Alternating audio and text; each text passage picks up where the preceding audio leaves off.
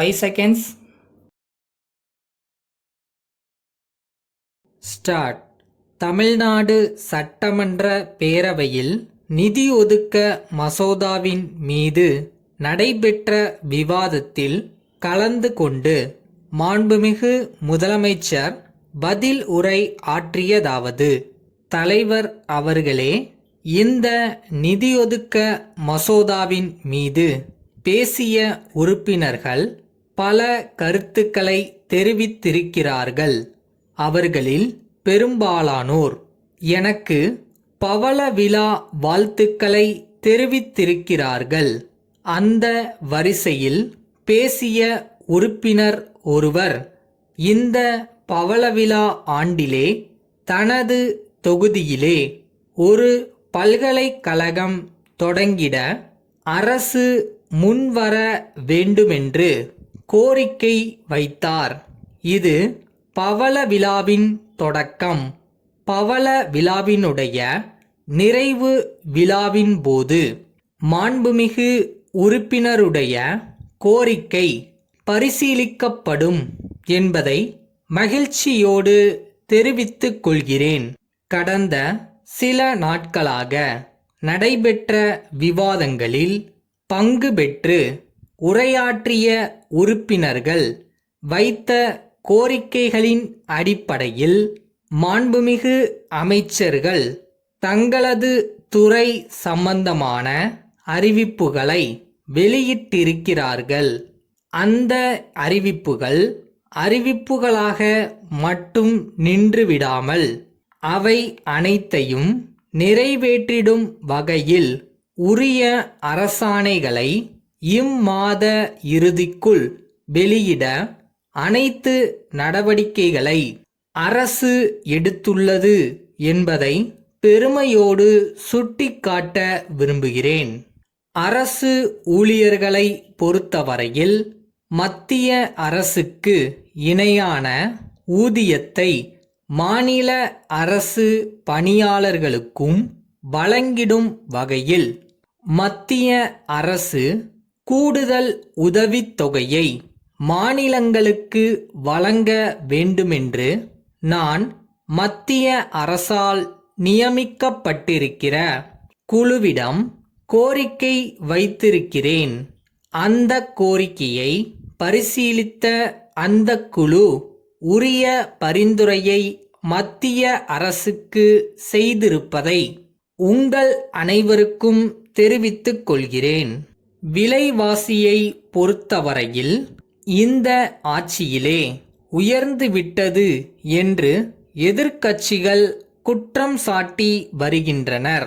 அதில் எல்லளவும் உண்மையில்லை என்பதை இந்த அவையிலே வைக்கப்பட்டிருக்கிற குறிப்புகளின் வாயிலாக உறுப்பினர்கள் அறிந்து கொள்ளலாம்.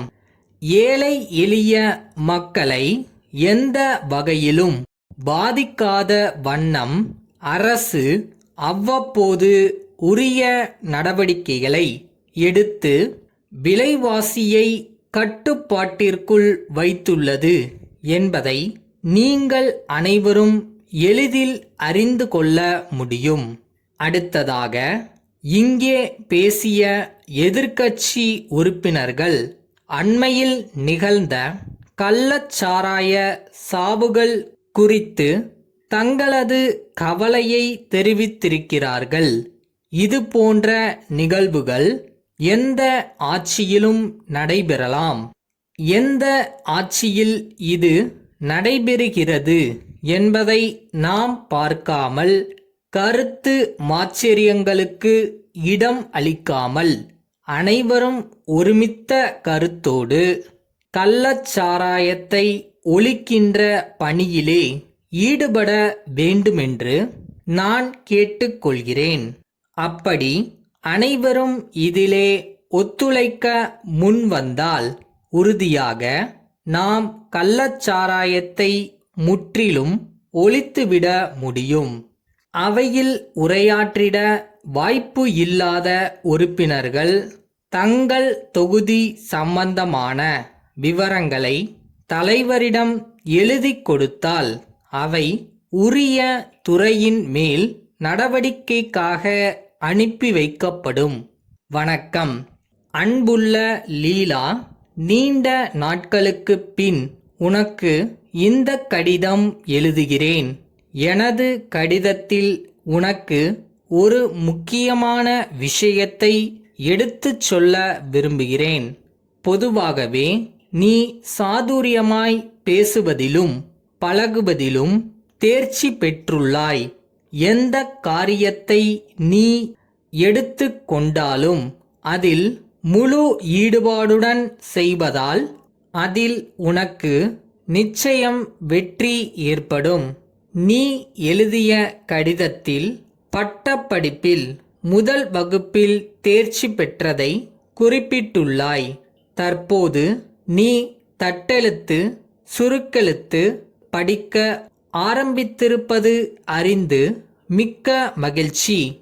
எந்த துறையிலும் ஆர்வமுடன் ஈடுபட்டால் வெற்றியுடன் புகழும் சேரும். பல மொழிகளை கற்க விரும்புபவர்கள் சுருக்கெழுத்தையும் ஒரு மொழியாகவே கற்றுக்கொள்ள வேண்டும். ஏனெனில் சுருக்கெழுத்தில் எழுதவும் படிக்கவும் இயலும், ஆனால் பேச மட்டும் முடிவதில்லை. மற்ற மொழிகளை விட மிகவும் சுவாரஸ்யமான மொழி சுருக்கெழுத்தாகும். சுருக்கெழுத்தில் தேர்ச்சி பெறுவதற்கு அதிக நேரம் அக்கறையுடன் எழுதி பார்க்க வேண்டும். தினசரி காலையில் பழக்கம் செய்வது மிக்க பலனை அளிக்கும். அவ்வப்போது நடத்தப்படும் மாதிரி தேர்வில் கலந்து கொண்டால் தேர்வு பயம் குறைந்து தேர்ச்சி பெற வாய்ப்பு ஏற்படும். உனது அன்புள்ள.